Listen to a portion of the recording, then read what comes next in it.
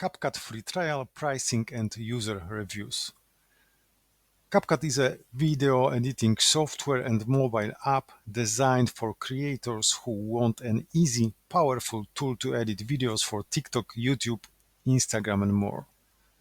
It includes basic cutting tools as well as AI-powered features like auto subtitles, voice generation, background removal and smart templates.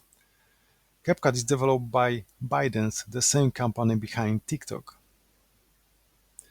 CapCut follows a freemium model, meaning the basic version is free to use, but many advanced features required a paid plan.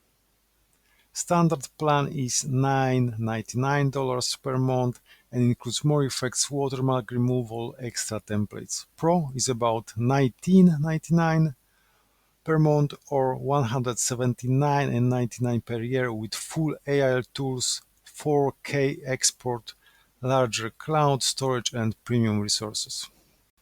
CapCut official pricing page sometimes doesn't show clear costs and pricing may vary between app stores and regions. User reviews. Some users praise CapCut for being easy to use with strong AI tools that save editing time and help create viral clips quickly. Some longtime users still find it useful for everyday videos and appreciate the intuitive layout. However, many users complain about subscription billing problems, unexpected charges, hard to cancel subscriptions, and confusing payment issues. Features locked behind paywalls, features becoming paid features. Poor customer support, automated replies, and slow responses. On Reddit, multiple creators report free trials, charging them immediately without actual trial time. Overall, Trustpilot scores skew heavily toward 1 star, with users describing confusion over pricing and support.